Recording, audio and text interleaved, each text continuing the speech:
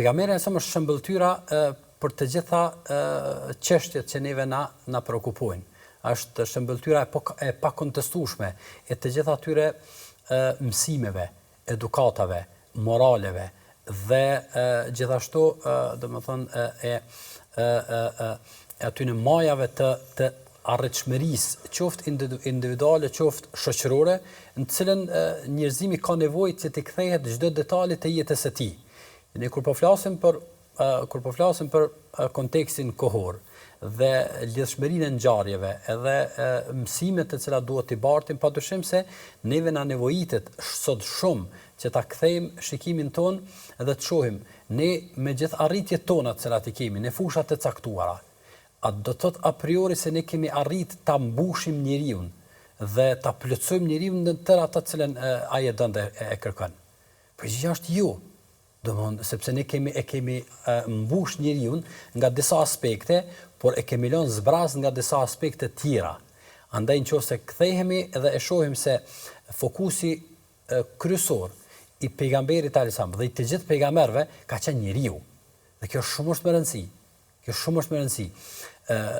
Në qoftë se ne edhe si individ, edhe si familje, edhe si shoqëri, arrim që të plotësojmë krejt ato të cilat njeriu i duhen, por kemi mbet pa njeri.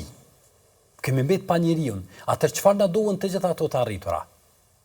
Nëse një familje ka arritur që t'ia plotësoj fëmijës së tij të gjitha kushtet, në fund ka mbet pa fëmijën e tij. Cila është e arritura?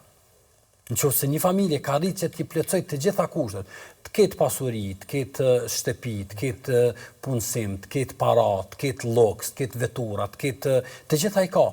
Mirë, po të gjitha këto nuk i ka njerëzit me të cilët do t'i ndaj këto. Atë cili është kuptimi i të gjitha këtyre. Andaj pejgamberi alayhis salam ishte ai i cili na erdhë na tregoi se shpallja e Zotit dhe mësimet e Zotit dhe kujdesi i Zotit është për njeriu, sepse po rregullu njeriu, çështjet e tjera rregullohen gjithsesi.